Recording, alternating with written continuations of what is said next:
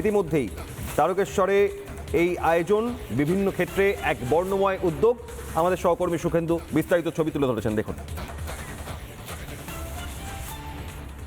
এই মুহূর্তে আমি রয়েছি তারকেশ্বরে শ্রাবণী মেলার যে চিকিৎসা সহায়তা কেন্দ্র, সেই চিকিৎসা সহায়তা কেন্দ্র।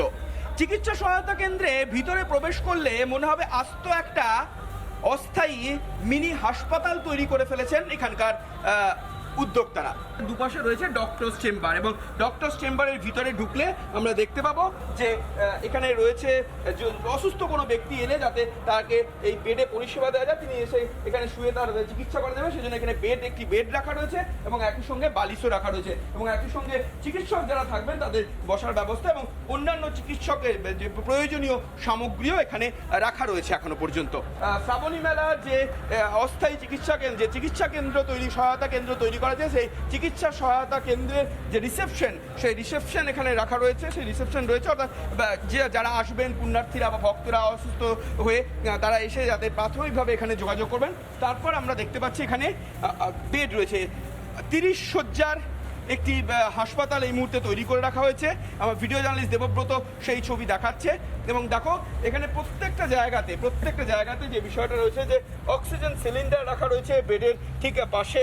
চিকিৎসা পরিষেবার জন্য, জরুরিকালীন পরিষেবার জন্য যে জিনিস প্রয়োজন সেই সমস্ত ব্যবস্থাপনা এখানে রাখা রয়েছে।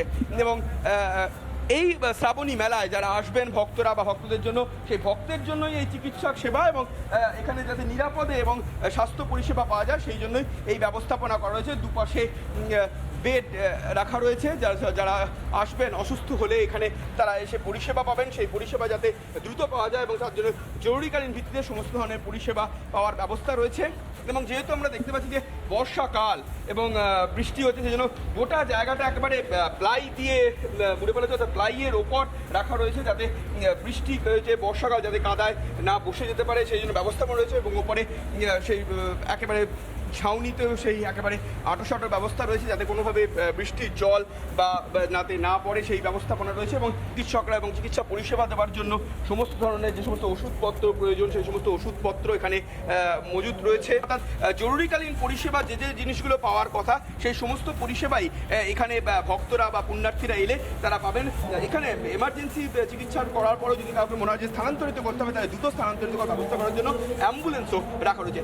ভিডিও জার্নালিস্ট দেবব্রত বসের সঙ্গে সুখেন্দু সরকার, রিপাবলিক বাংলা, তারকেশ্বর।